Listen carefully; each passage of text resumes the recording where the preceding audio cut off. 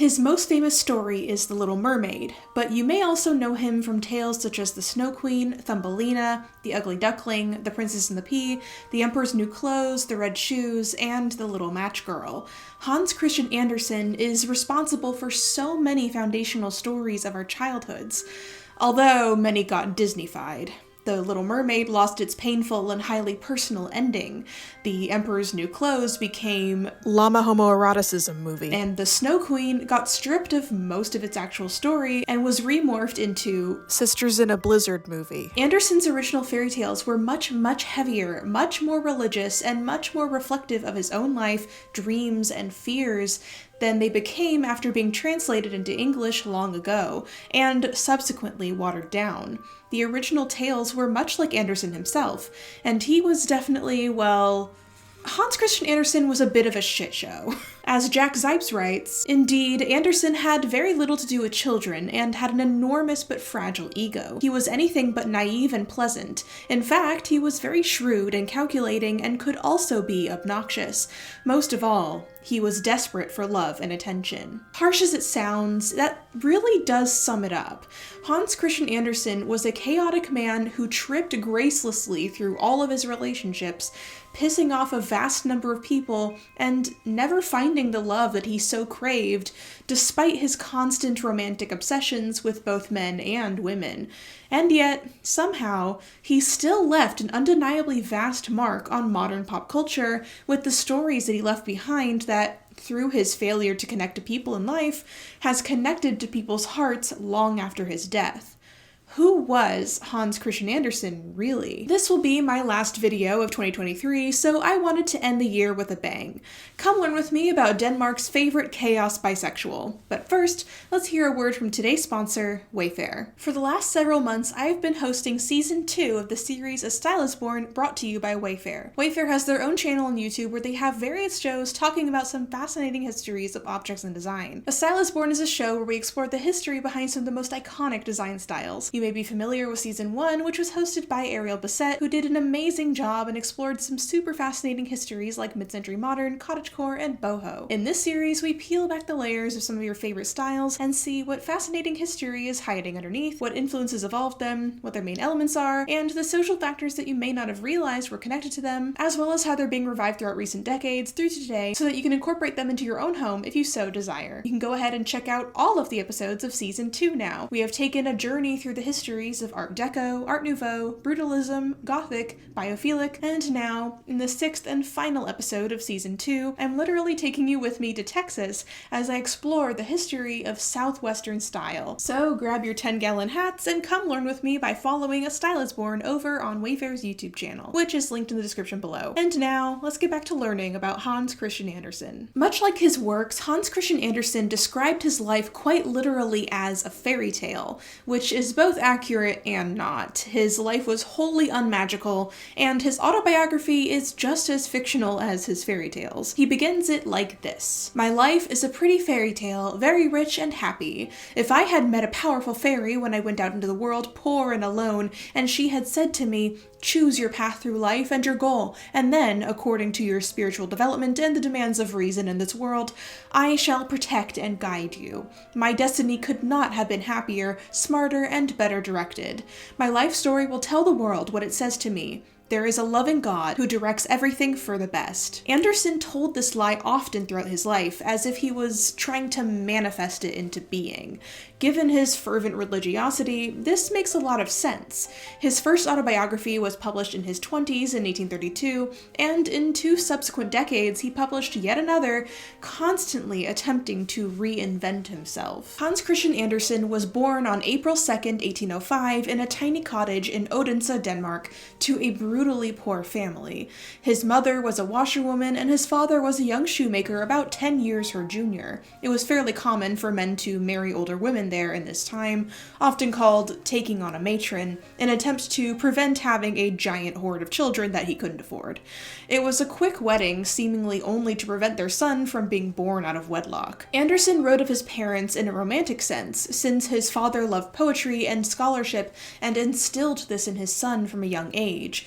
His mother was a characteristically superstitious and religious sort of peasant woman, lending Hans Christian an affinity for supernatural creatures. Both parents had extremely difficult and impoverished upbringings, but his paternal grandmother was another positive influence on his life. Since his fairy tales all involved self-inserts of some sort, you can see these influences of his childhood in them. The loving grandmothers in The Little Match Girl and The Snow Queen, the poor peasant lives of most of the main characters, the common theme of rich families losing their fortunes, and the poor finding fortunes of their own. So, despite their struggles, his family was very loving and supportive.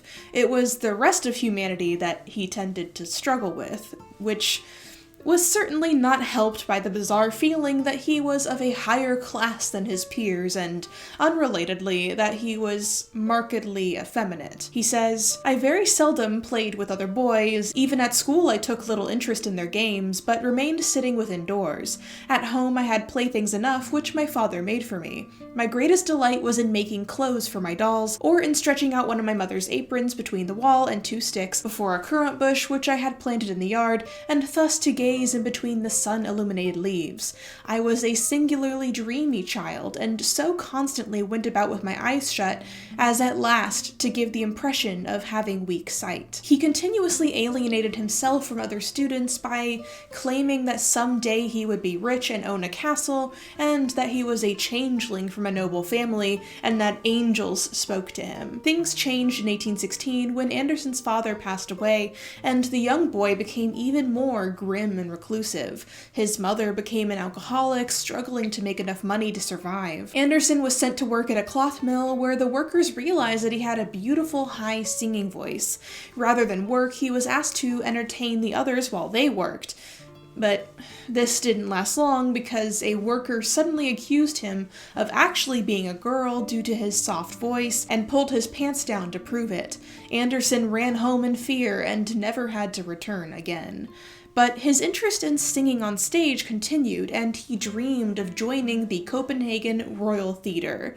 It was at this point that Andersen developed his lifelong characteristic habit of imposing himself wherever he deemed was useful to him. Like the original clout chaser, basically. He pushed himself into the good graces of numerous wealthy homes in the city, showing off his talents and value as entertainment in order to forge connections. These connections all served one purpose: to fund his dream of moving to Copenhagen and pursuing his romantic, grandiose calling on the stage.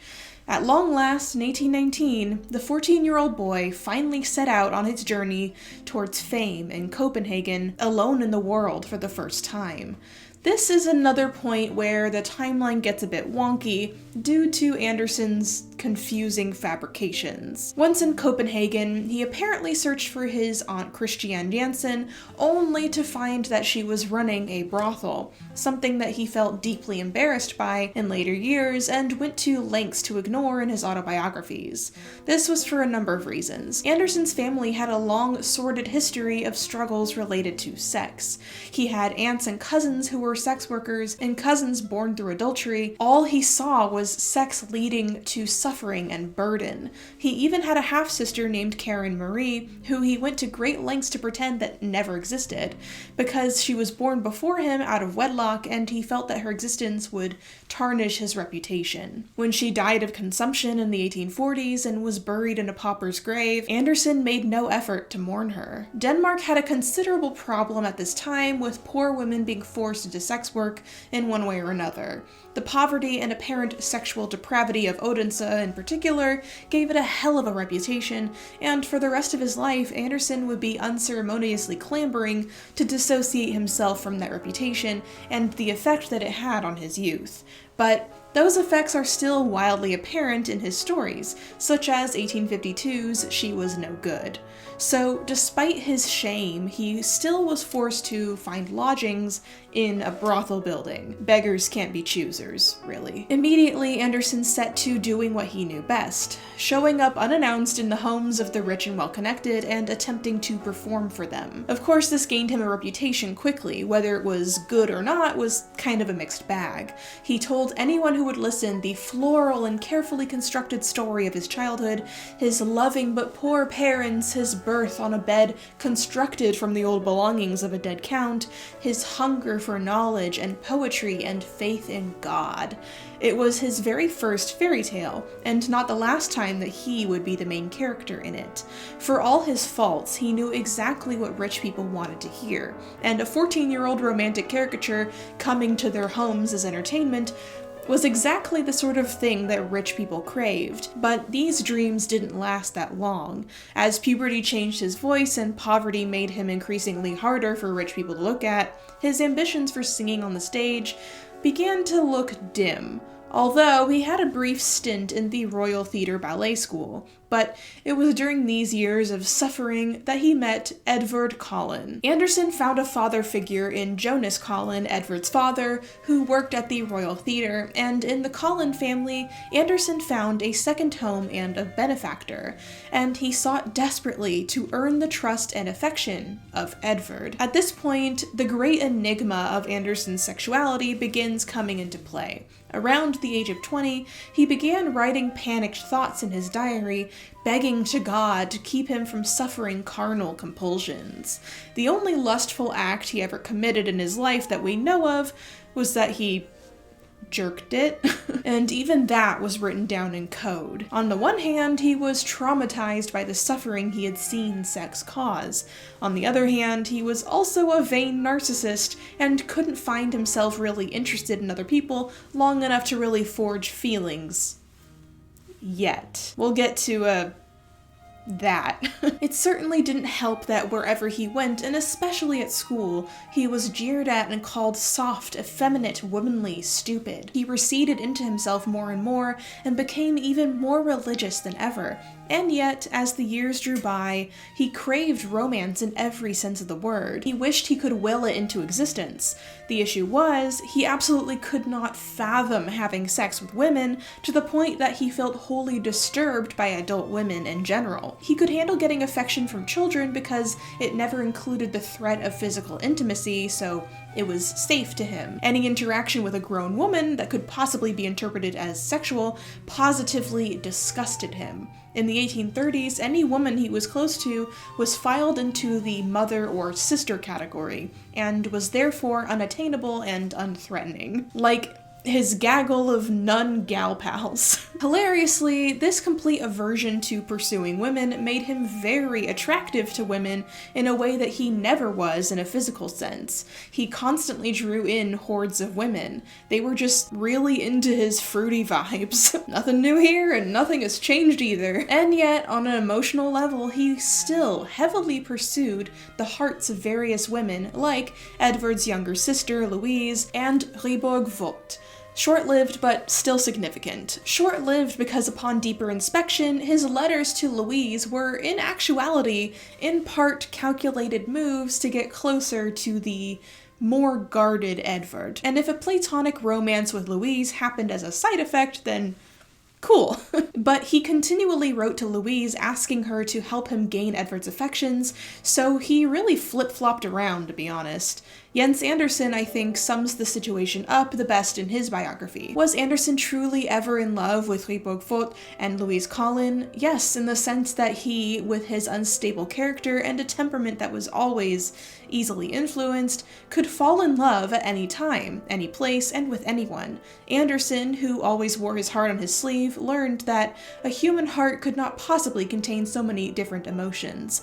But he continued to fall in love in every possible and impossible direction during the following years. Yet there was one person among all the sisters and brothers with whom he constantly sought contact and who always sparked in the distance like an unreachable star. In Edvard, I have found the most loving, the best friend that I know. he will not forsake me. Unfortunately, Andersen's obsession with Edvard, lasting over 50 years, would be more one-sided than anything else. Edvard obviously did care for Andersen, but not to the same extent. Much of the dynamic of their relationship, whatever it was a product of both the age of Romanticism and Andersen's unique personality. The Romantic era was unique in that it allowed and encouraged platonic romantic relationships between men, and was particularly encouraging of male femininity. It was seen as artistic and virtuous in many ways. These relationships were understood to not be homosexual necessarily, but really an ancestor of bromance. However, the truth was that many gay and bisexual men were drawn to this concept for obvious reasons, seeing it as a way that they could engage with their true selves in a socially acceptable way. Jens Andersen continues, "For Andersen, the attributes of the soul were more attractive than the purely physical form, which is why, during a large part of his life, he maintained an aesthetic relationship to the carnal side of love. In other male friendships during Romanticism, however, it played a major role. Men could love each other not only on the level of the psyche, but with their entire body, without causing the surrounding society to call them to account or burn them at the stake." Andersen craved having one of these romantic friendships with a man, and spent most of the 1830s hopping from man to man, desperately trying to make one happen, sending a number of men in his life fluffy letters oozing with flirtation and declarations of love. One letter read, "Only now that I am parted from you do I feel how dear you have become to me. I am a most peculiar person, the way I can end up loving people. I think a whole nation might benefit from all the love that I possess. This is what makes me suffer and why I'm so terribly thin. But seriously, I would be inexpressibly happy if you truly felt any friendship for me. Here is my hand, and let it be for eternity." Alas, none of these attempts would be fruitful, and the one man he wanted the most, Edvard Collin, was a man who refused to have him the most. Andersen begged Edvard to use the intimate pronoun du with him, and Edvard always refused, knowing that it was an emotional boundary that he couldn't cross. And yet, Andersen persisted in increasingly bizarre ways. In 1832, when Edvard became engaged, Andersen wrote him a letter restating the declaration of his love, and continued to write him love poems. "Why must I go alone and my yearning be subdued? The flowers stand confidently, they are kissed in the wind. I want to be kissed too." In 1833, Andersen's mother passed away at the age of 66 from delirium treatments. Years of poverty, alcoholism, and stress had withered her away. In the years following her death, Andersen had an odd temperament, fearing that rumors about his family would have an impact on the romanticized persona that he was crafting for himself in upper crust circles. But his, homosexual leanings were beginning to pose a risk even with the relative safety of Romanticism. When Andersen wrote the story Agnete and the Merman, with his feelings for Edvard hidden inside, Edvard warned him that he may be going too far and distanced himself. Andersen would of course pull the exact same move in 1837 with the publication of The Little Mermaid, which proved to be far more literal. Both stories used self-inserts of himself as characters torn between two worlds, chasing doomed love they can never have, toying not only with themes of sexuality, but playing with his gender as well. In the 1830s, Andersen began to describe himself as androgynous and part woman, and his self-inserts were largely female. Andersen's Little Mermaid is not at all like the Disney version that we know today. His original tale sees the mermaid desiring both the prince's love and immortality, and her deal with the sea witch is this: she will turn the mermaid's tail into legs if she gives up her voice. If she wins the prince's love, she will also win immortality. But if the prince marries another, the mermaid will die and become sea foam. Either way, she can never actually return to the sea whole. She of course charms the prince, but he can only envision her as sexless and platonic, and instead he marries a normal human princess. At the engagement party, as the mermaid sulks in despair and waits to die, 5 of her sisters emerge from the sea. They had cut their hair off and given it to the sea witch in order to be given a knife, so that the mermaid can murder the prince and his blood will give her tail back. Alas, the mermaid can't bear to do it. She casts the knife into the water and melts into sea foam. It's a very, very thinly veiled version of Andersen's suffering at Edvard rejecting him and marrying a woman, and Andersen was not handling his tumultuous feelings very well at all. In the months leading up to Edvard and his fiance's wedding, Andersen persisted in trying to come between them, to the point where the couple made sure that he was unable to attend the wedding himself. His fixation on Edvard never went away, but from that point on, it certainly waned. In the mid-1830s to 1840s, Hans Christian Andersen began publishing his books of fairy tales, deliberately marketed as such, and directing themselves not only at adults, but at children as well. This opened him up to a harsh world of literary critique, and harsh it was. His Danish critics were somewhat brutal, and Andersen did not tolerate it well.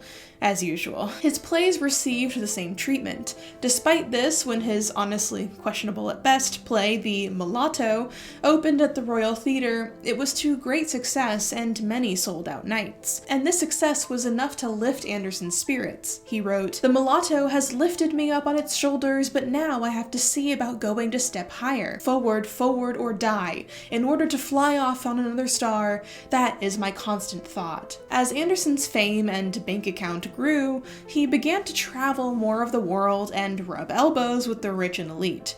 Characteristically, Andersen had no idea how to handle any of this with any sense of humbleness. In 1843, when Edvard's daughter passed away at 6 years old, Andersen offered almost no consolation and was instead wailing in his letters about how Edvard had forgotten his birthday. Suffice to say, it didn't take long for someone else to become the target of Andersen's smothering affections. He had met the Swedish singer Jenny Lind in 1840, and both of them instantly knew that they had a lot in common, and Andersen fell in love with her instantly. Like, literally, he started thinking about marrying her within a couple days.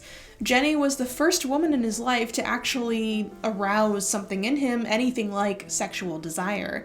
Although, typical of Andersen, while he was pursuing Jenny, he was already simultaneously also pursuing another man. Literally, king of toxic polyamory, I guess. If he were alive today, he would be that dude that every queer person knows, who wants to start a polycule that nobody wants to join. And the thing was, Jenny loved him as a friend. She was not in love with him, and she made it very clear. But much like Edvard, that would never be a deterrent. And the sensual feelings that Jenny awakened in him carried over because he began writing in his diary and almanac about his relationship with this man, Henrik Stampe, getting kinda steamy. Like, it apparently actually got a bit physical, although never to the point of actual intercourse. But as usual, it did not last. Jenny rejected Andersen, Henrik married Andersen's childhood friend Jona, and the world kept turning. Sorta. Andersen was not handling Jenny's rejection very well. He wrote in his diary, "I haven't heard anything from Jenny. I'm feeling badly treated and sad. She's not acting toward me like a sister here in Berlin. If I had been a stranger to her here, then she could have told me what was wrong, and I would have done something about it. She once filled my heart. I don't love her anymore. In Berlin, she has cut out the diseased flesh with a cold knife.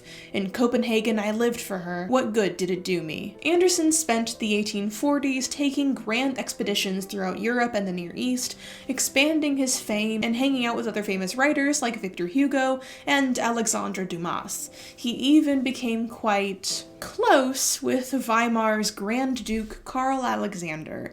His fame only grew, and it was absolutely getting to his head and inflating his already massive ego. Luckily, his successes helped him overcome his obsession with Jenny Lind, and he realized it probably was for the best. He certainly would not be happy as a husband, nor would he ever be a very good one. He wasn't a very good houseguest either, and that was the role that he occupied most of all. While in London, he was the talk of the town, one newspaper calling him one of the most remarkable and interesting men of his day. Charles Dickens was particularly eager to meet him, and that summer they did, a harbinger meeting of a much more chaotic episode to come. Years later, in 1857, Andersen took Dickens up on his offer to stay as a guest in his home. Things got off to a very rough start. Given that Dickens was going through a rough divorce, Andersen was given an awkward reception by his own standards. What was his fault was his disproportionate expectations, though. He was used to staying at grand Danish manners with service that treated him like a count. Here at the Dickens home, he was too ignorant to assume that he would be treated any differently. He expected his clothes to be laundered and for Dickens' eldest son to shave his face. One day, he read a poor review of his recent work and threw himself to the lawn in tears like a child. And generally, his behavior was just off-putting. The only person in the family he got along with was Plorn, the 5-year-old. Astoundingly, Andersen stayed for 5 weeks rather than the intended 1 week, and the family all but celebrated his departure. Dickens wrote him once and then never spoke to Andersen again. Although Andersen was pointedly ignorant to just how awful he had been at the Dickens home, going so far as publishing his experience without even alerting Dickens, a wild broach of privacy, he suddenly found himself more depressed than ever. "I am dejected, wish to die, and yet to live, have no desire to be here at home, and yet I know that I don't feel happy anywhere else. What is in store for me? Why have I turned back?" And yet, not even the throes of depression could keep Andersen from fixating on a new boy toy. Enter Harald Scharf, a 21-year-old dancer that he met in Paris. They had a marvelous trip together throughout Germany, and when they parted ways, the depression came back full force.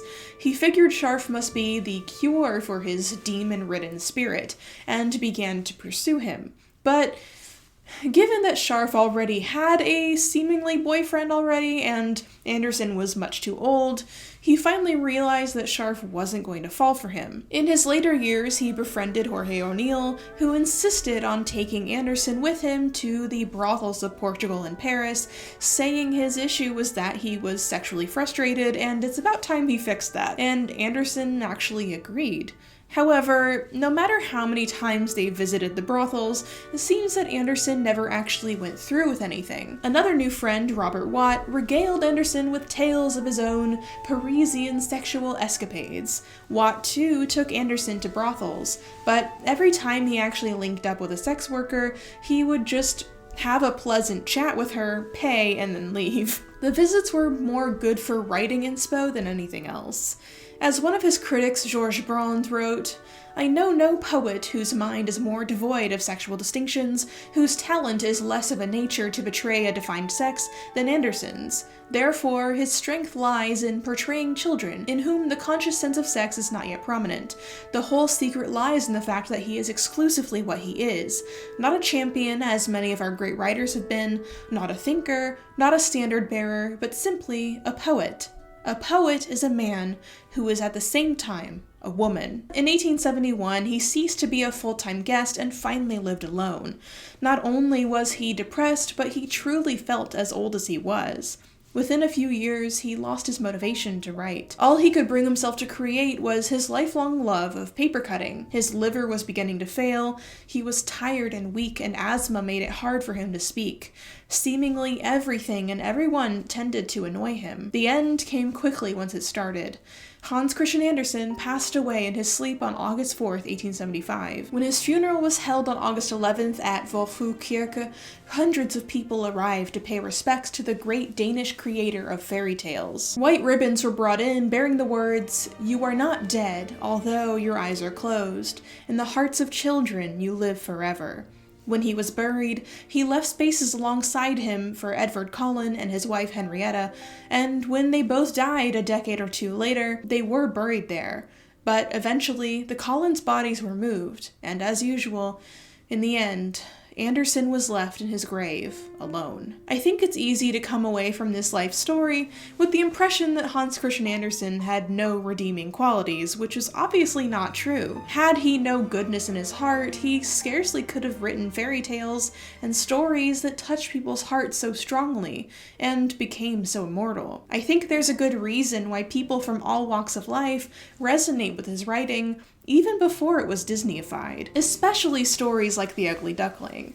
Most people can relate in some way to feeling like they don't fit in, that maybe something is inherently wrong with them, and this tale tells us that the true issue wasn't ourselves, but in holding ourselves to a standard or norm that is hostile to who we are.